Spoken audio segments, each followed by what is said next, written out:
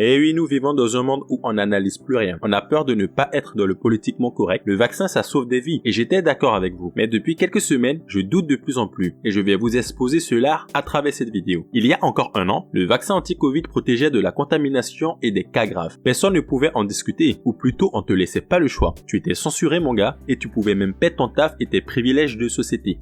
Et oui, à côté, il y a une économie de plusieurs milliards de dollars. J'aurais dû écouter mon papounet et bosser dans le domaine des laboratoires pharmaceutiques. Mais j'ai beaucoup trop de conscience. Depuis quelques mois, face aux chiffres de contamination, que ce soit le variant Delta ou Omicron, on ne peut plus faire semblant. On admet que le vaccin ne protège pas des contaminations, voire même dans certains cas, c'est le contraire. Le soleil éclaire nos yeux, ou plutôt certains ont décidé d'activer leur cerveau. Car oui, face à l'évidence, les gouvernements ne peuvent plus se foutre de notre gueule à ce point. Mais qu'en est-il pour les cas graves? Et oui, c'est aujourd'hui l'argument phare du vaccin est qu'il limite ton entrée en chambre de réanimation, un peu comme un videur qui limite les entrées en boîte de nuit des Noirs et des Arabes. Mais on peut être perplexe. Nous allons étudier les données graphiques de quelques pays qui sont bien couverts en termes vaccinal et qui ont des politiques très dures en termes de vaccination. Il faut le dire, dictature vaccinale.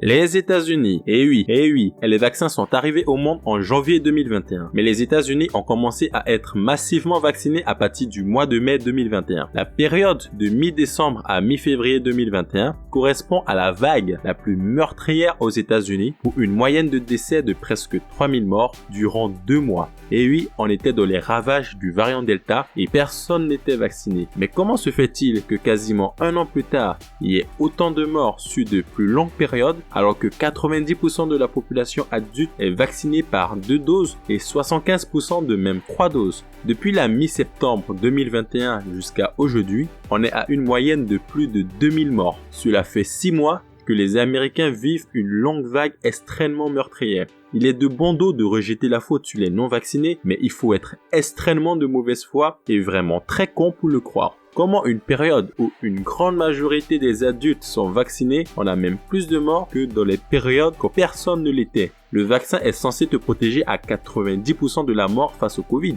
Donc pourquoi ces chiffres? La période du Covid sans vaccin de 2020 à 2021 a fait 400 000 morts, à peu près en 1 an. Mais de mars 2021 jusqu'à aujourd'hui, alors que la plupart des adultes sont vaccinés, on a à peu près 500 000 morts. Actuellement, les États-Unis dénombrent plus de 900 000 morts du Covid. Pourquoi un tel décalage? Il y a un lézard, voit un très gros lézard, et certains voient très bien ce que je veux dire. Israël, les champions du monde du vaccin. Le peuple élu, mais au final les chiffres nous rattrapent assez rapidement. Une population qui a pris de l'avance sur tout le monde et a commencé à massivement se vacciner dès le mois de février 2021. En effet, on constate une baisse de morts à partir du mois de mars. Mais c'est plutôt la décroissance normale d'une épidémie. Mais comment expliquer cette vague meurtrière de morts de août à octobre 2021 et surtout de janvier à aujourd'hui? On assiste à un nombre record de morts jamais atteint dans le pays, alors que la plupart des adultes ont 3 doses, certains même 4 doses. Je pense que même un pro-vaccin avec de tels chiffres devrait se poser la question de comment est-ce que c'est possible. Ce vaccin marche-t-il réellement? Posez-vous les bonnes questions. Mais c'est pas fini. Je vous montre rapidement les graphiques des décès du Canada. Record de décès de janvier à aujourd'hui, alors que la plupart ont 3 doses.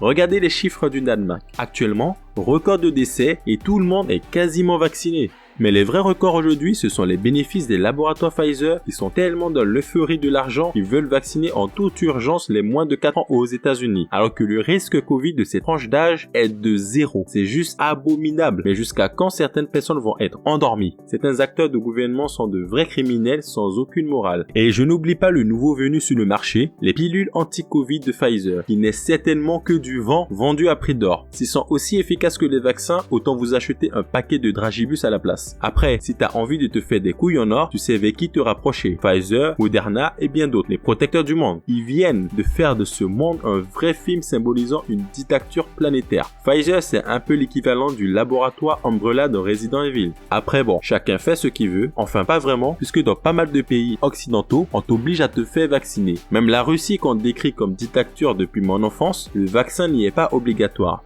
Mais bon, les pays qui se disent dans le camp du bien détruisent d'autres nations Afghanistan, exemple Libye, Irak, Afghanistan et j'en passe, en réfléchissant un peu, je me rends compte de ce qui est vraiment le camp du mal. Après bon, je m'égare un peu de notre sujet. J'espère au moins que ces chiffres vous auront un peu éclairé, car mon but ici était de décrire le réel et non des mais, des si, des peut-être et machin chouette. En tout cas, si cela t'a plu, n'hésite pas à t'abonner à cette chaîne et je te dis ciao!